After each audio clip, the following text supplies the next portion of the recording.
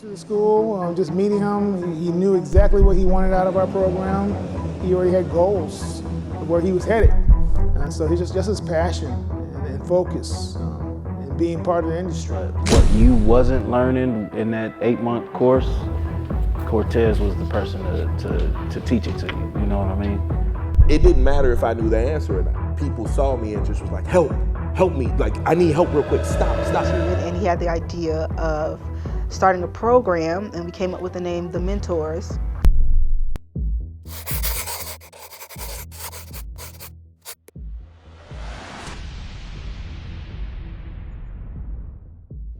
So when I met Cortez, I had just started working for IMS, so I had never been employed by IMS. I was a student, and then I went and did separate things, and then I came back to help teach the Spanish program, or help like interpret for the Spanish program that IMS had at the time. And Cortez was working the front desk, and I think he was program director at the time, but they had him at the front desk for some reason, which was perfect because he was, on my way. I don't think he was there when I walked in, or maybe he was, but on the way out, I was introduced to him, and I don't know, it all just slowly happened from there. The second best experience was being program director over the radio stations. My goal before I got here was to be on the radio. I had no idea I'd have fun as much fun as I do hosting WOW Radio. WOW Radio is my baby, and it is my way to speak. I felt like as a kid, you're always told to shut up. You're always told speak when spoken to, so on and so forth. And I felt like when I started rapping, I found my voice. It didn't matter if what you thought of me personally. When I started rapping, when I started going, because I sound good without a beat. Like if I just go, you kind of like, you make your own beat, if you will. So I found a way to speak to people that didn't make them dismiss me so much as the nerd or the this or the that. It was like, no, but Buddy flowing, so let him go.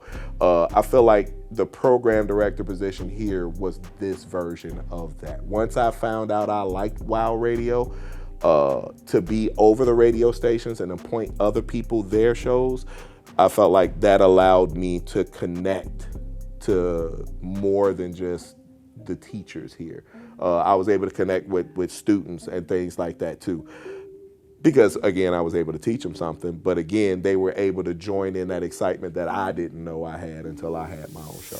Cortez was very important on trying to get your show. He had just became the program director, so he told us, you gotta take his test, and that's the only way you're gonna get a show. I went to studying. Well, I failed his test like twice. He just helped me see the bigger picture. I was just getting a radio show, honestly, just trying to be more active in school, and at the same time, I was trying to apply for 92.3. So I felt like, okay, come get the show. At the time, it was Chablis. It wasn't Cortez. It was someone else over the radio station. And the lady from 92.3, I remember like yesterday, she was like, oh, get with Chablis. He's at that school. You go to IMS, get with him, and, he'll help you out. And then come to find out that they teach things on two different levels. Like, Chablis, yeah, you can learn something under him. Not to say that you can't, because you definitely can, but the way Cortez teaches and instructs it, it's like a 5-year-old can do it. You know what I mean? With Chablis, it was more so, all right, this, and this, watch me do it, and there you go. You know what I mean? Cortez, he explained it to a level where you understood why and what you were doing. I came here obviously to be in radio, TV, broadcasting, but Cortez really pushed me to be more hands-on with digital media. Not one of my strengths, but just his teaching and his motivation for just doing things and stepping outside the box is what really, set well with me with him. So what I was going to say, a version of what I was going to say was, I want to make sure I feel the whole right. It's funny how many awards that they give me around here, when the truth is the award goes to the people that I met. I don't think I would have done anything. I've been doing since I've been here if it wasn't for the people that I met when I got here. So, reason, integrity, more integrity, passion. I can say the same thing about the people I met here.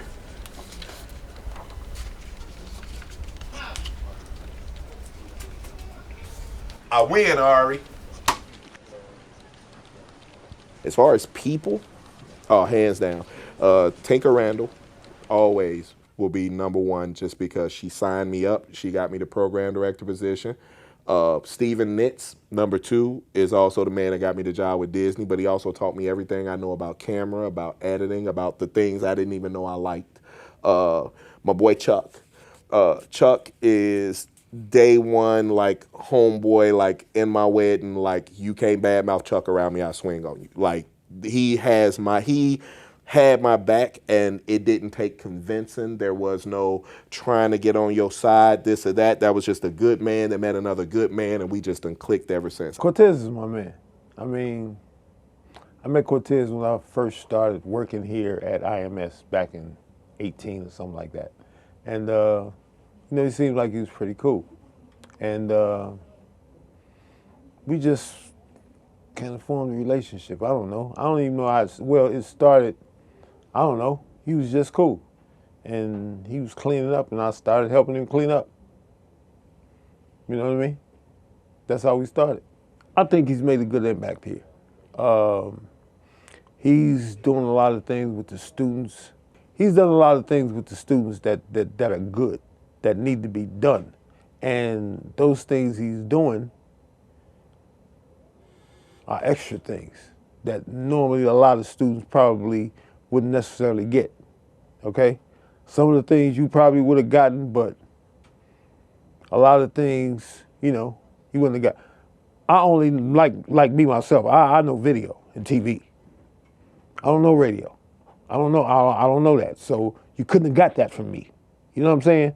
But he's got some things that he can teach and he can impart to you guys. And so, yeah, I think he's made a good impact.